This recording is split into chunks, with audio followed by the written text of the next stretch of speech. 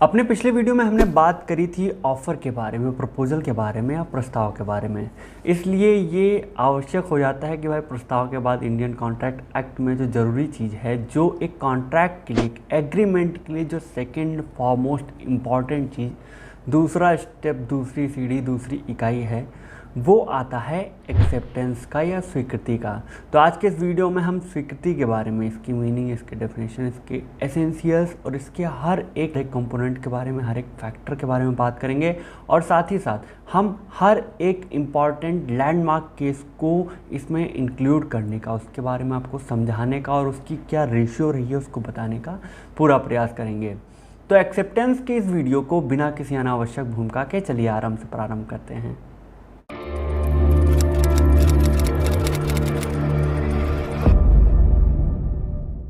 तो भाई एक्सेप्टेंस या स्वीकृति क्या होती है? भाई बहुत ही सिंपल है बंधुवर। स्वीकृति का मतलब होता है किसी भी चीज़ में हामी भरना। अब दिन भर में अगर आप देखेंगे, आप सुबह जगने से लेकर रात में सोने तक में लाखों बार किसी प्रस्ताव पर, किसी ऑफर पर, किसी प्रपोजल पर हामी भरते हैं या स्वीकृति देते हैं। Yes. जैसे मान लीजिए अब सुबह के टाइम पे आपकी मम्मी आपको जगाने आई, हिलाया डुलाया, चादर हिला दिया, मतलब चादर ही हटा दिया पूरा, या खिड़की के एकदम शीशे खोल दिए, एकदम खटिया ही उलट दी, मुंह पे पानी डाल दिया। तो जब आप अपनी मूक सहमति देते हैं, उठकर खड़े हो जाते हैं, तो ऐसा आप एक कंडीशनल एक एक्सेप्टेंस कर रहे हैं। आप यहाँ पे एक्ट करके एक इम्प्लाइड वे में उनके ऑफ़र को कि बेटा खड़े होकर बाहर निकलो, दुनिया देखो, संसार देखो, इस प्रस्ताव को आप स्वीकार करते हैं इम्प्लाइड वे में। उन्होंने प्रस्ताव दिया कि उठो, जागो, बाहर कुछ काम नाम करो, और आप खटिया से उठकर खड़े हो गए। तो ये एक इम्प्लाइड स्वीकृति हो गई। सुबह उठे, अपने घर में थोड़ा बाहर आए, पापा के साथ मिले, तब तक किसी ने ज़ोर से आपसे मतलब आवाज़ लगा के पूछी कि फला बेटे चाय पियोगे, और आपने हाँ बोल दिया। तो आपने जो वहाँ से ऑफ़र आया था, यहाँ आपने हाँ बोल दिया, ये भी स्वीकृति हो गई। यानी कि वहाँ से आया ऑफ़र, यहाँ से हो गया एक्सेप्टेंस। ऐसे ऐसे करके आप रात तक में हज़ार चीज़ों पे स्वीकृति देते हैं। कभी बाहर जाने के बारे में, कभी चाय पीने के बारे में, कभी ड्रिंक करने के बारे में, ये वाला नहीं, दूसरा वाला सॉफ्ट ड्रिंक, तो उसके बारे में आप अपनी स्वीकृति देते हैं। तो स्वीकृति हमारी जीवन की बहुत ही आम चीज़ है, बहुत ही एक जनरल कॉन्सेप्ट हो जाता है। तो इसके बारे में भाई जानना तो ज़रूरी हो ही जाता है। इंडियन कॉन्ट्रैक्ट एक्ट के सेक्शन 2B में स्वीकृति के बारे में, एक्सेप्टेंस के बारे में बताया गया है कि जहाँ पर एक व्यक्ति जब किसी दूसरे व्यक्ति को कोई प्रपोजल देता है किसी काम को करने के लिए या ना करने के लिए, तो वो व्यक्ति उस प्रपोजल पर, उस काम को करने के लिए या ना करने के लिए जो अपनी एसेंट देता है, जो अपनी हामी भरता है, तो इसे स्वीकृति कहा जाता है, इससे एक्सेप्टेंस कहा जाता है। और जब कोई चीज़, जब कोई प्रपोजल, ऑफ़र एक्सेप्ट हो जाता है तो हो जाता है प्रॉमिस। सिंपल तरीके से आप इसकी डेफिनेशन से ये चीज़ अंदाज़ा नहीं लगा सकते कि इसमें क्या क्या एसेंशियल दिए गए हैं, लेकिन बेसिकली इसमें 4 एसेंशियल चीज़ें दी गई हैं जो एक स्वीकृति को, एक एक्सेप्टेंस को फॉर्मुलेट करती हैं। और इन एसेंशियल इंग्रेडिएंट्स में सबसे पहला इंग्रेडिएंट आता है कम्युनिकेशन का, कि यहाँ पर एक पार्टी के द्वारा दूसरी पार्टी को कम्युनिकेट किया जाना चाहिए।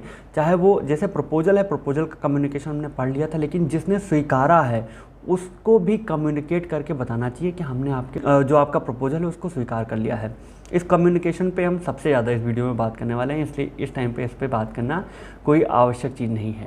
दूसरा इनका जो एसेंशियल इंग्रेडिएंट है या एलिमेंट है वो ये है कि जो एक्सेप्टेंस है वो एब्सोल्यूट होनी चाहिए और अनक्वालिफाइड होनी चाहिए।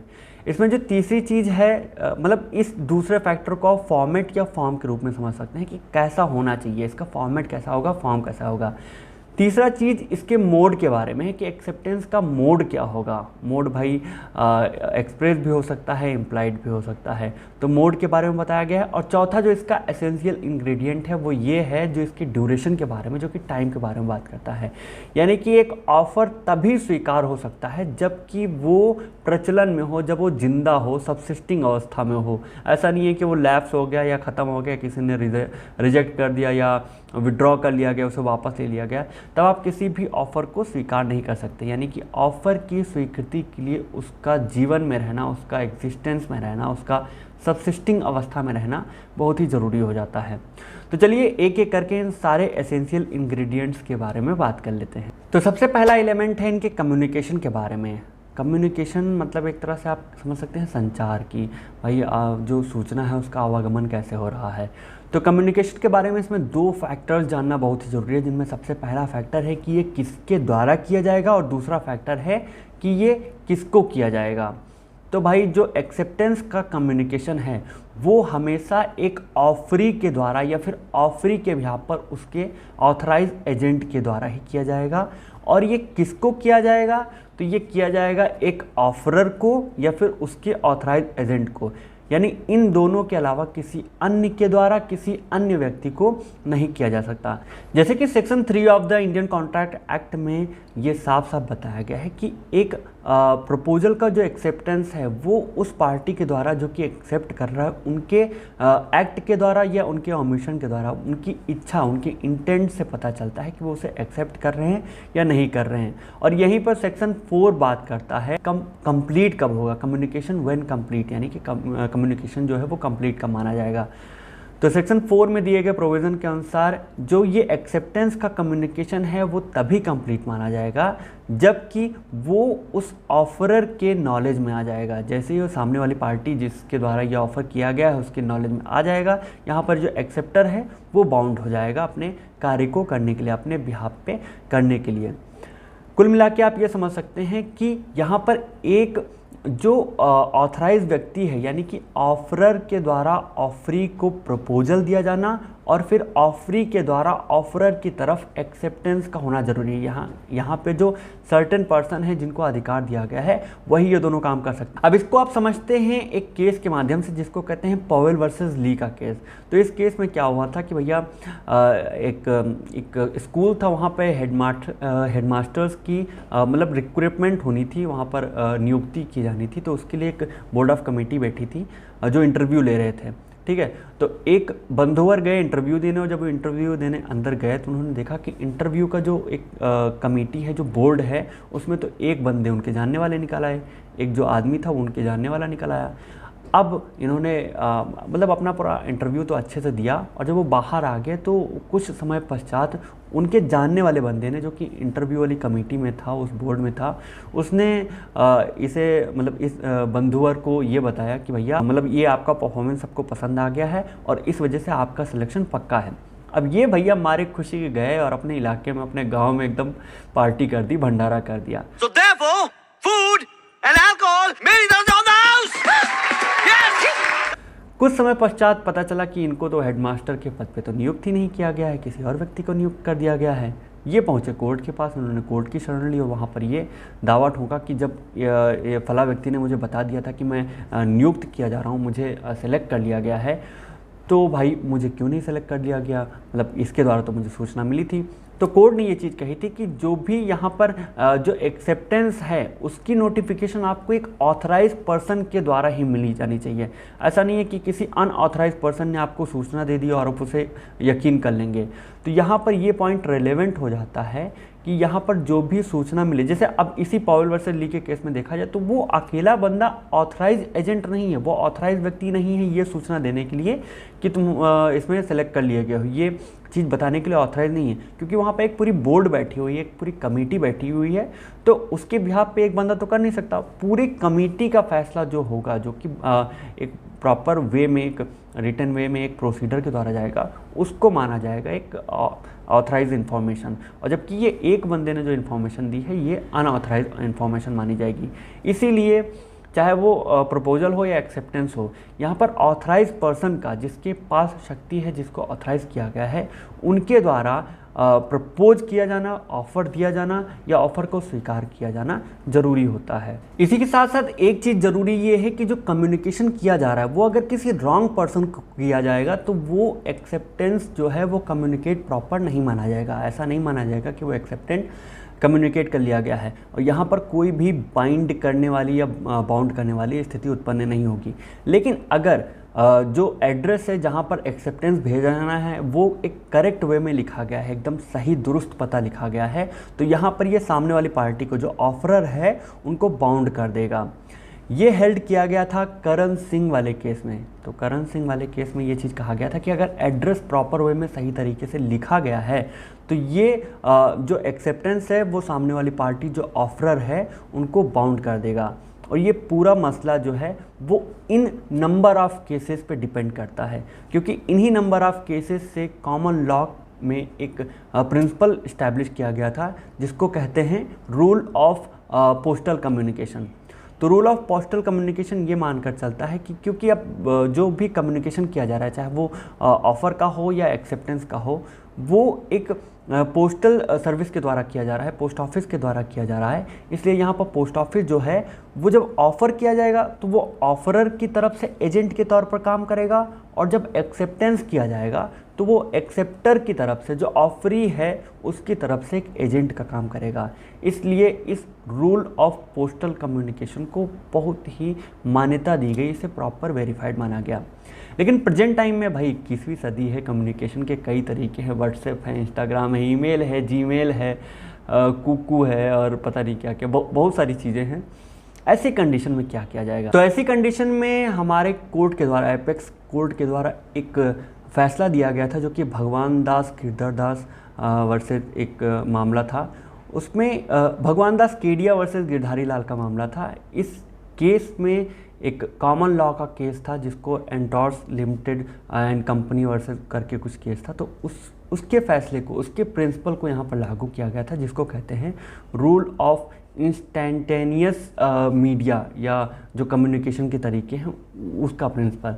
तो उसके द्वारा ऐसा कहा गया कि जब अगर कोई कम्युनिकेशन है, जो ऑफ़र है और एक्सेप्टेंस है, वो किसी ऐसी मीडिया के द्वारा किया जा रहा है जो कि इंस्टेंट वे में काम कर रहा है, इंस्टेंटली कम्युनिकेट कर रहा है, चाहे जैसे फ़ोन कॉल होता है, तो फ़ोन कॉल की कंडीशन में जब ऑफ़र फ़ोन कॉल के द्वारा किया जा रहा है और एक्सेप्टेंस भी फ़ोन कॉल के द्वारा मिल रही है उसी फ़ोन कॉल पे, तो एक जो कॉन्ट्रैक्ट है, जो एग्रीमेंट है, वो वहीं पर कंप्लीट मान ली जाएगी जहां पर एक्सेप्टेंस को सुना जाएगा। इसको ऐसे समझते हैं कि मान लीजिए एक व्यक्ति हैं, कुछ भी नाम रख लेते हैं, इनका नाम आशीष है, जो लखनऊ में रहते हैं, और इन्होंने दिल्ली में रहने वाले एक दूसरे लड़के को, जिसका नाम सर्वेश है, उसको कॉल करके एक ऑफ़र करा।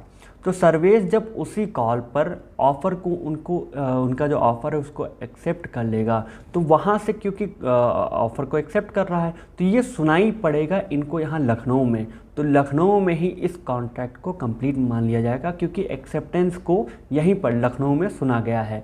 तो इसी को इस जो केस था, ये जो लैंडमार्क जजमेंट था, इसके द्वारा इस रूल को, इस लॉ को इस्टेब्लिश कर दिया गया था। इसके अलावा कम्युनिकेशन में एक बहुत ही इंपॉर्टेंट पॉइंट ये है कि कुछ कॉन्ट्रैक्ट्स, कुछ कंडीशन ऐसी भी होती हैं, कुछ ऑफ़र ऐसे भी होते हैं जहाँ पर कम्युनिकेशन, जो एक्सेप्टेंस का कम्युनिकेशन है, वो किया जाना आवश्यक नहीं होता। जैसे अगर जनरल ऑफ़र के मामले में देखा जाए तो जनरल ऑफ़र के मामले में एक्सेप्टेंस का कम्युनिकेशन किया जाना ज़रूरी नहीं होता, कम्युनिकेट किया जाना ज़रूरी नहीं होता। जैसे अगर आप Carlill versus carbolic small ball company का केस अगर आपने पढ़ा है तो आपको पता होगा कि यहाँ पर एक कंडीशन, ये एक जनरल ऑफ़र था और यहाँ पर एक कंडीशन दी गई थी कि जो व्यक्ति इस ऑफ़र को स्वीकार कर रहे हैं उन्हें केवल इसमें कुछ कंडीशन दी गई है, उनको मानना होगा, उस हिसाब से उस दवा को लेना होगा, और ऐसा माना जाएगा कि हम दोनों के बीच में कॉन्ट्रैक्ट इस्टेब्लिश हो गया है। यही चीज़ बात करती है इंडियन कॉन्ट्रैक्ट एक्ट का सेक्शन 8 और सेक्शन 9। सेक्शन 8 ये बात करता है कि कुछ कॉन्ट्रैक्ट के जो एक्सेप्टेंस हैं उनको उनकी कंडीशंस को परफॉर्म करके भी स्वीकार किया जा सकता है, और सेक्शन 9 ये बात करता है कि जो कम्युनिकेशन है वो एक्सप्रेस भी हो सकता है और इम्प्लाइड भी हो सकता है। एक्सप्रेस मतलब बाई लेटर होता है, रिटन वे में लिखित तरीके से अगर दिया जाएगा, और इम्प्लाइड होता है जब कोई कंडीशन दी गई है, कोई ऐसा वे दिया गया है, एक मीडियम दिया गया है, एक तरीका दिया गया है, तो उस तरीके से अगर आप उस कंडीशन को परफॉर्म करते हुए एक्सेप्टेंस को कर रहे हैं तो यहाँ पर कम्युनिकेशन को नोटिफाई किया जाना, सामने वाली पार्टी को कम्युनिकेट किया जाना एक्सेप्टेंस को, वो ज़रूरी नहीं रह जाता है। और अब हम आते हैं अपने दूसरे एसेंशियल पे, जो कि ये कहता है कि जो एक्सेप्टेंस है वो should be unqualified and absolute, यानी कि जो भी एक्सेप्टेंस किया जा रहा है उसमें कोई भी क्वालिफिकेशन, कोई भी कंडीशन नहीं दी जानी चाहिए। एब्सोल्यूट टर्म यहाँ पर ये शो करता है कि इसमें किसी भी तरह का जो आमूलचूल परिवर्तन है वो नहीं किया जाना चाहिए। जैसा दिया गया है वो ऑफ़र शब्द लिटरल तरीके से हर एक शब्द के साथ उसको वैसे ही स्वीकार किया जाना चाहिए। और अनक्वालिफाइड का मतलब ये हुआ कि इसमें किसी भी तरह की कंडीशन, क्वालिफिकेशन नहीं दी जा सकती कि आप ऐसा करेंगे तभी मैं इस ऑफ़र को स्वीकार करूँगा। आप ऑफ़र में जो है वो क्वालिफ़िकेशन लगा सकते हैं, ऑफ़र में चेंज कर सकते हैं, लेकिन एक्सेप्टेंस में कभी भी आप कंडीशन या क्वालिफ़िकेशन नहीं लगा सकते हैं। और इसीलिए ये चीज़ बताई गई इस एसेंशियल इंग्रेडिएंट के द्वारा कि जो भी एक्सेप्टेंस किया जा रहा है वो should be absolute and unqualified. Third thing is कि जो भी यहाँ पे एक एक्सेप्टेंस किया जा रहा है उसका मोड क्या होगा, तो मोड के बारे में बताया गया सेक्शन 8 में। तो सेक्शन 8 के द्वारा ये बताया गया है कि भाई किसी भी यूजुअल या रीजनेबल मैनर में हो सकता है। अगर कोई कंडीशन दी है तो कंडीशन को परफॉर्म करके हो सकता है, या फिर अगर कोई कंडीशन नहीं दी गई है तो उस हिसाब से इस ऑफ़र को एक्सेप्ट किया जाएगा जैसा कि एक नॉर्मल प्रूडेंट आदमी, एक रीजनेबल मैन, एक विवेकशील प्राणी, एक विवेकशील व्यक्ति इसको एक्सेप्ट करता। और सबसे लास्ट चीज़ ये है कि जो इसके ड्यूरेशन के बारे में बात करता है कि ऑफ़र तभी तक स्वीकार किया जा सकता है, तभी तक एक्सेप्ट किया जा सकता है जबकि ये प्रचलित हो, प्रचलन में हो, समय में हो, जिंदा हो, जीवित हो। जैसा ऐसा नहीं है कि मान लो किसी व्यक्ति ने ऑफ़र किया और कुछ समय पश्चात उसको ऑफ़र भाई रिस्पॉन्स नहीं आया तो उसने अपनी टांग वापस खींच लिया, ऑफ़र वापस खींच लिया, विड्रॉ कर लिया, या ऑफ़र को लैप्स कर दिया, या मतलब किसी वजह से वो रिजेक्ट कर दिया गया लॉ के द्वारा। तो अगर ये तीनों चीज़ हो गई हैं तो ऑफ़र को एक्सेप्ट नहीं किया जा सकता है। इसीलिए एक्सेप्टेंस के लिए ये ज़रूरी होता है कि ऑफ़र प्रचलन में हो। तो ये था एक्सेप्टेंस के बारे में, उनकी मीनिंग, उसकी सारे प्रोविजंस के एसेंशियल इंग्रेडिएंट्स और सारे लैंडमार्क केसेस। आई होप आपको ये सारे पॉइंट्स अच्छे से समझ में आ गए होंगे। बाकी के लॉ से related videos, points, topics, judgments और अमेंडमेंट्स के लिए हमारे साथ बने रहिए। और इस जो वीडियो है इसकी पीपीटी को, इसकी पीडीएफ को प्राप्त करने के लिए हमारे टेलीग्राम चैनल को ज्वाइन कर लीजिए। धन्यवाद।